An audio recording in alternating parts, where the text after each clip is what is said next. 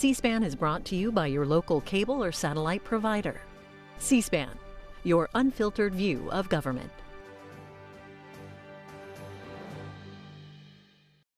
Washington Journal continues.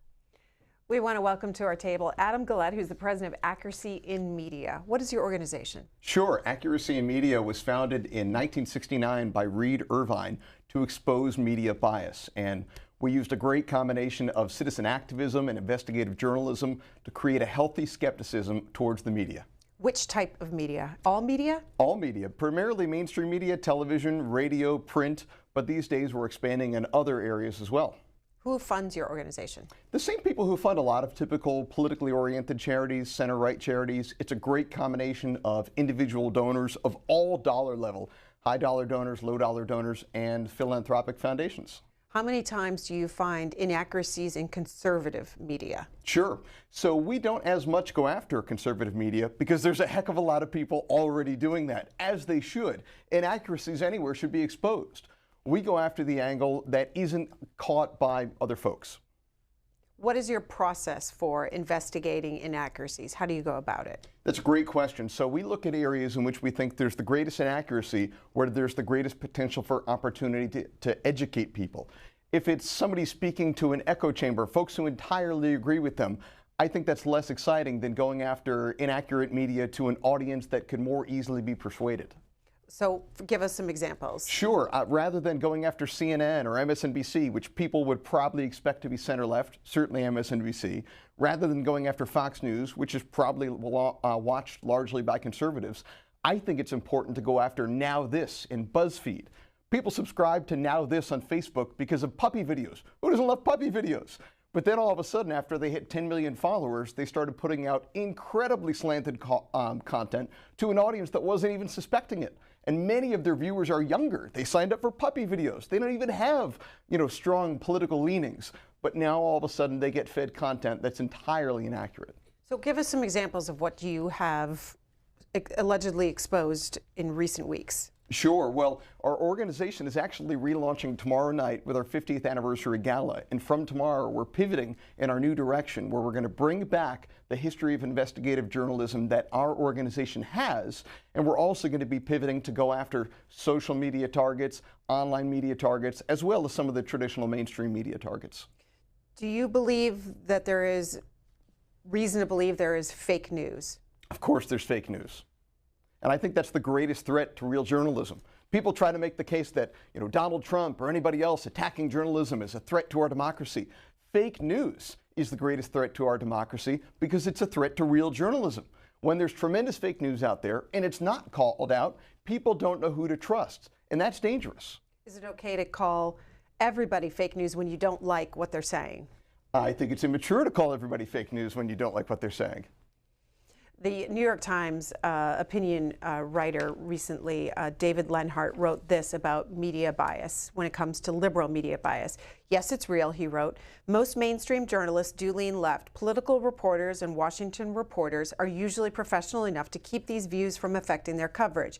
Instead, they're more likely to suffer from both side-isms, even when both sides' story isn't the most accurate one. The coverage of Hillary Clinton's emails, to take one example, certainly didn't suffer from liberal bias. Your response? It certainly did. If that was something that had happened with a Republican, we never would have heard the end of it. CNN made a huge deal out of Donald Trump pouring too much fish food in a koi pond, and they made that a big story. We see again and again and again that the media treats stories dramatically different for one side than they do the other. I appreciate when they acknowledge that there's some bias. It took us a half century to get there, but I do appreciate it. But again, it's hard for them to define what's center-left bias when so many of them live in an echo chamber and all they ever hear is other center-left viewpoints. They don't hear mainstream viewpoints from mainstream Americans in flyover country. So it's hard for them to identify it, I think. Well, we do hear, and we'll get them Definitely on the program.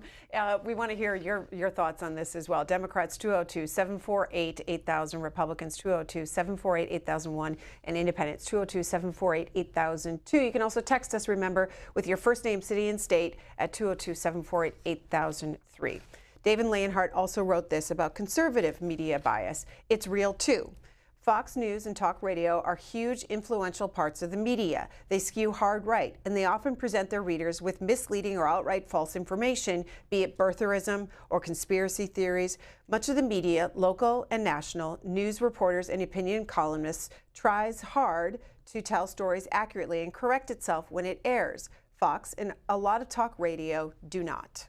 I think we're in an environment where, since the media audience is so fragmented, since ratings are down, since print and clicks are down, these folks are forced on all ends to go after the audience that they're seeking to appease, and they create content that's going to be interesting to that audience, whether or not they know it's journalistically true. I think it's a bigger issue of the left than the right, because most of the media is dominated by the left rather than dominated by the right. They've been chasing endlessly now for years the Trump bump, where there's a fervent audience of folks who want to read anti-Trump stories about Trump's going to be impeached and this is going to happen. So they write those stories even if they know that they're not accurate, because they know that's what'll sell, that's what'll get the clicks. So how do you fix that? You expose it relentlessly again and again and again, not in boring facts and statistics and studies, which are powerful, but also with investigative journalism to show these people privately with their private conversations of why they're creating the stories that they're creating. And then once you've used the investigative journalism to get people's attention, that's when those studies showing the facts and statistics related to media bias can be really brought in, and people will pay more attention to them than they might otherwise. You previously served as the Vice President of Development for Project Veritas. Will you be taking the same approach of Project Veritas, where you have concealed cameras, etc., for accuracy in media? We're going to be using investigative journalism to expose media bias, social media bias, and bring the truth to the American people. Let's get to calls. Terry, Woodbridge, Illinois, Republican. Good morning. My concern is that the way our country is going, really, and I do believe in the free press, but since the president has been in office, this is when I've been really paying attention, because this is when I retired. I can't believe what I've been hearing and what I've been seeing. Wouldn't it be more accurate, because you said a lot of people goes on the internet and stuff and gets their news and everything, but you would have to agree with me that more senior citizens votes than any other population. And most of us, we're on Social Security checks and stuff, and we can't afford the internet. And some of us, like me, I don't even believe in it. I won't even touch it because it's too harmful to our country, I believe. Wouldn't it be a lot affected if we show the public exactly how they are and create a law about false media? I know we have to have free press, but if they can prove that what they're saying is false and they won't retract it the right way, shouldn't there be a law to protect the citizens from getting misinformation when they're standing on the floor of on Capitol Hill? Okay, Terry, let's take that. Mary, congrats on your retirement. And what I would say is, I don't want to see a law specifically saying that your news is false and now we're going to have legal ramifications from it. That's a terrifying slippery slope. We do already have laws in place against libel and slander and defamation of character. And to the point about going after just online content, we're certainly not only going to be exposing content from online news sources. I'm simply making the case that that's a particularly dangerous area where no one is currently active. Mary Lou, Newington, Connecticut, Independent. Hi. Morning. I've been trying to call C-SPAN so much that I don't even know where to start. I'm 87 years old, and my first vote was for Dwight Eisenhower.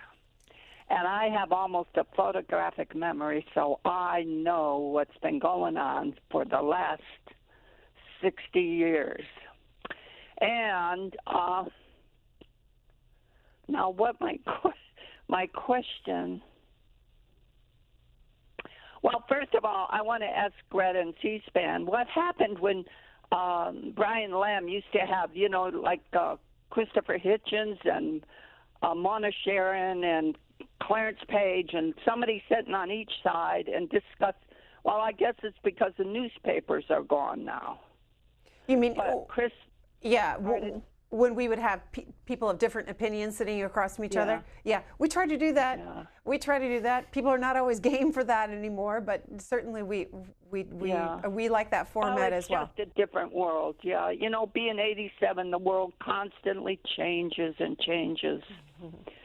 Adam Guillette, go ahead. I don't know what to say. I'm a Donald Trump supporter. I don't know how this poor man can stand it. He's trying so hard to be presidential and run the country. Mary Lou, you actually brought up a great point when you brought up Dwight Eisenhower. In Eisenhower's farewell address, everybody remembers his warning about the military-industrial complex. A lot of people overlook the warning he gave about the rise of a dangerous, powerful technological elite who could hijack our republic, control our elections without us even realizing it.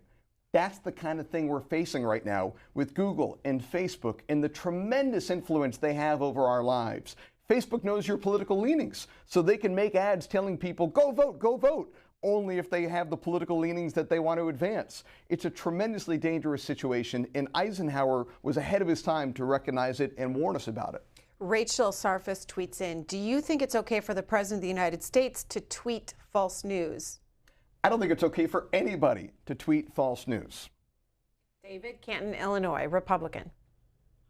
Hey, hi. I might be a little off here, but you know the bias. You know, I used to be a truck driver for 30 years, and there's a lot of bias against truck drivers. Same with the airliners. But back in 1988. They had a really bad accident where a drunk truck driver went across the median and hit a bus head on, and they kept saying that. And I got home that night, saw the newspaper, says drunk truck driver hits bus head on, looked at the picture, and it was a guy in a pickup truck. But a lot of people got, mad at truck drivers over that, people driving 18-wheelers.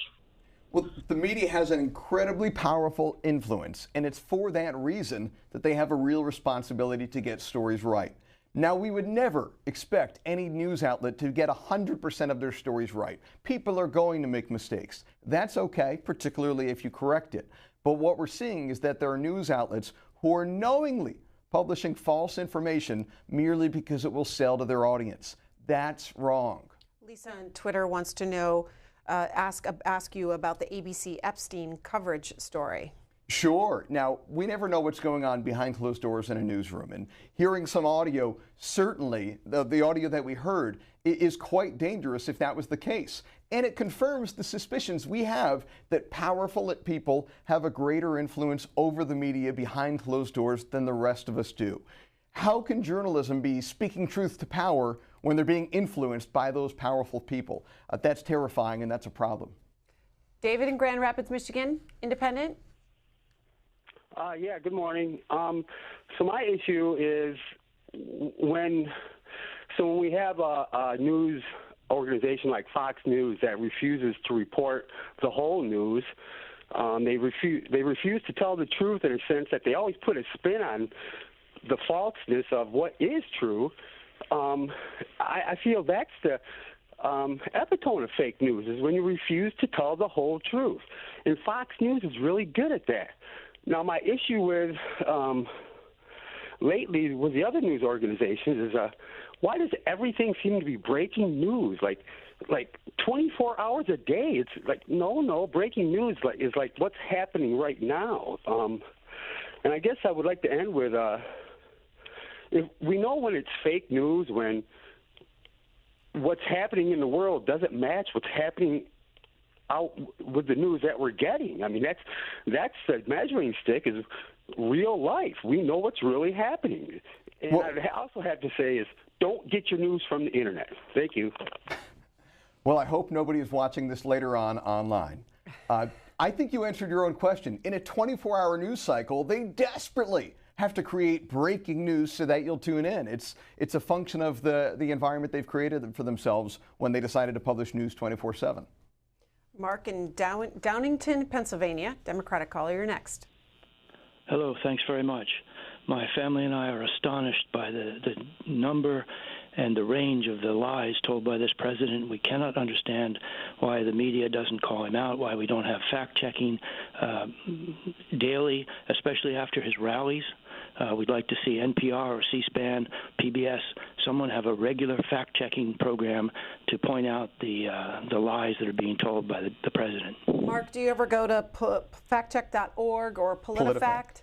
We do, but that means it's a poll. We have to go get it. But I'd like to see it broadcast out. Indeed, there should be a program mandatory the day after each of his rallies with fact-checking. Mandatory from whom? The federal government would mandate a program to fact-check? I think by the free press.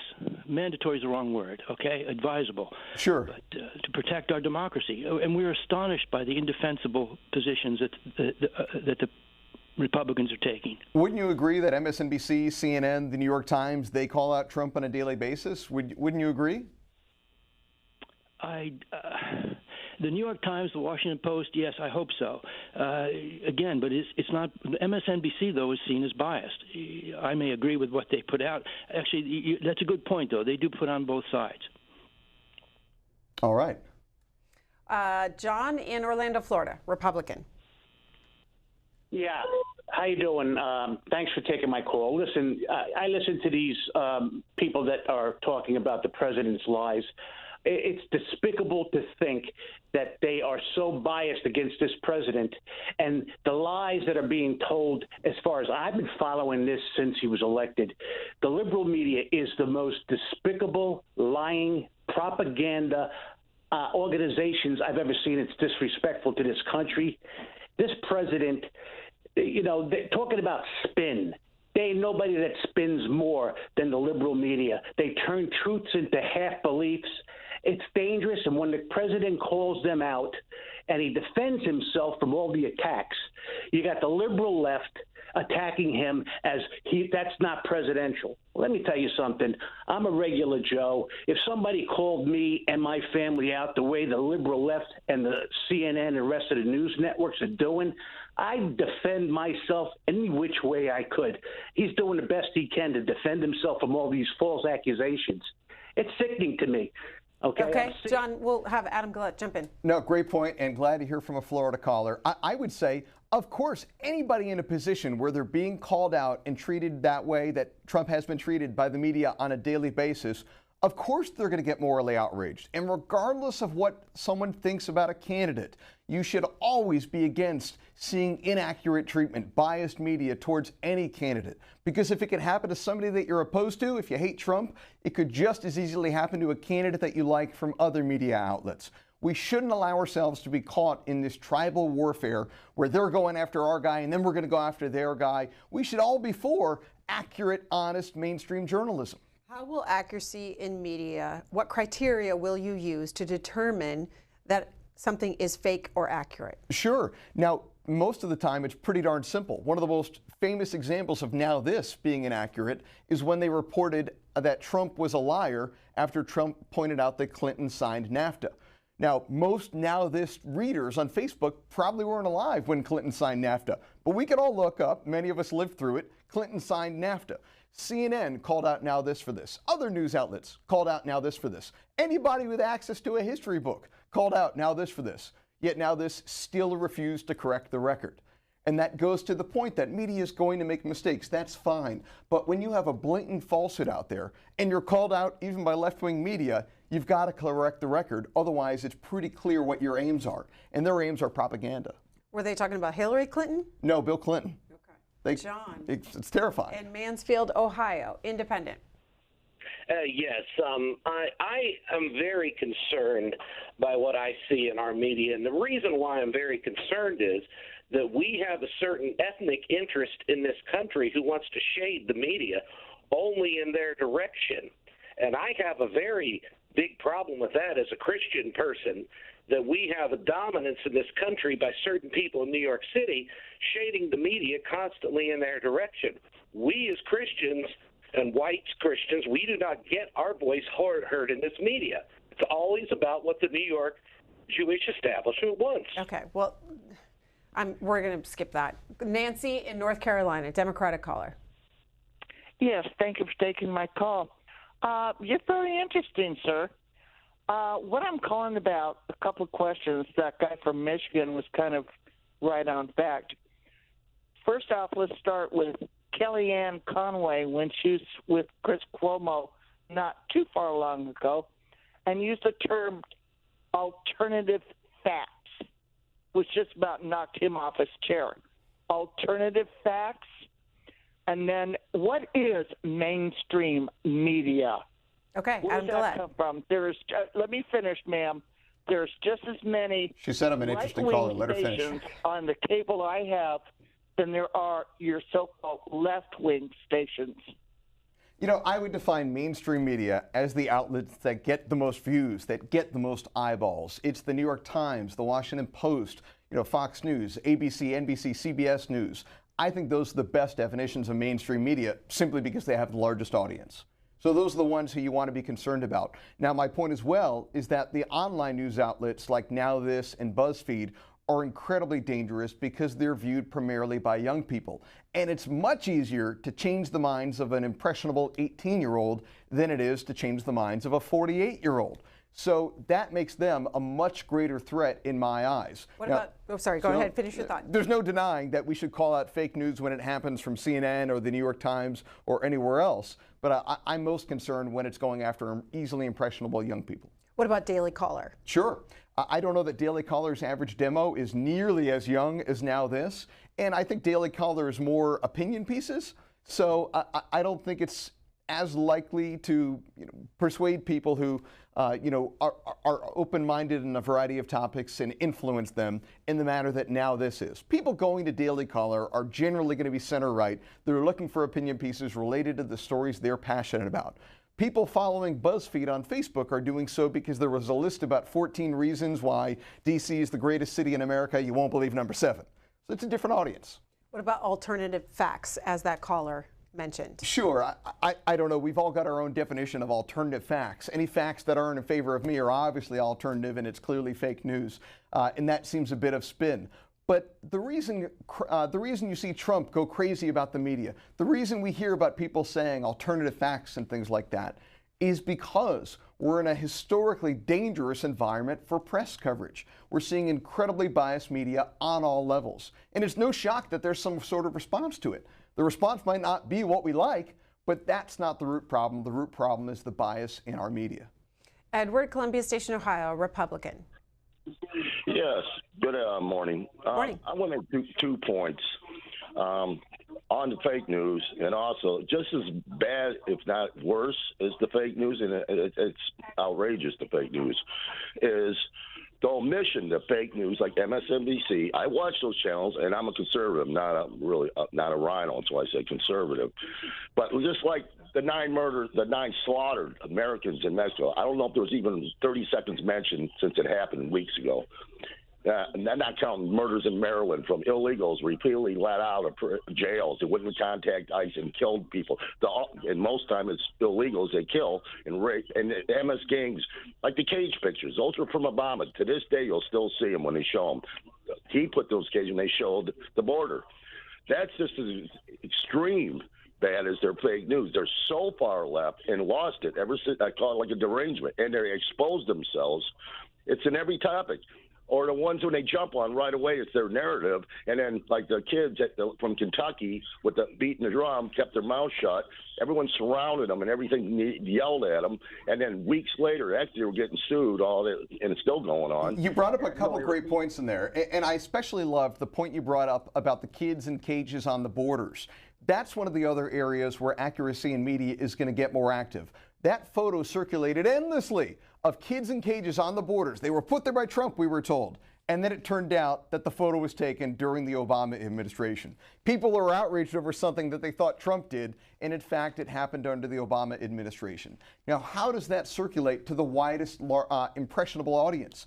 Largely in social media. And to his credit, George Takei from Star Trek, he shared those photos. Everybody pointed out to him that, in fact, that photo was from the Obama administration, not the Trump administration. And what did Takei do? He corrected the record and apologized.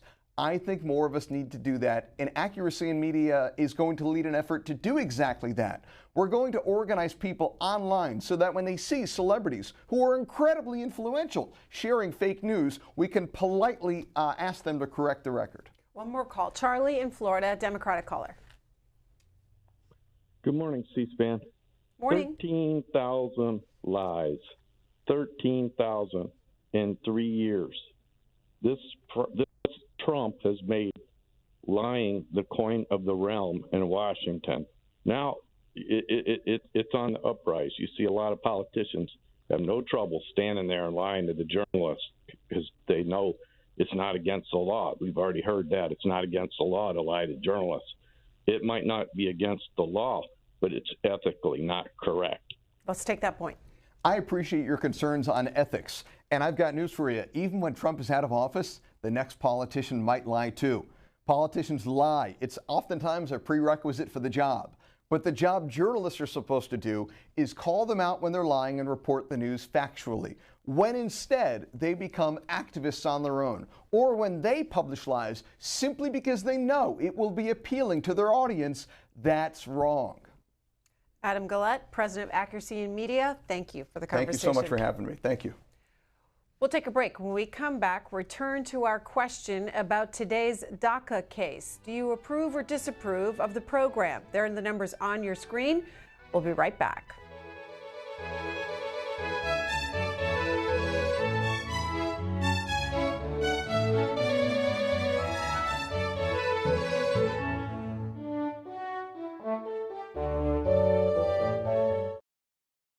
Watch the C-SPAN networks live this week.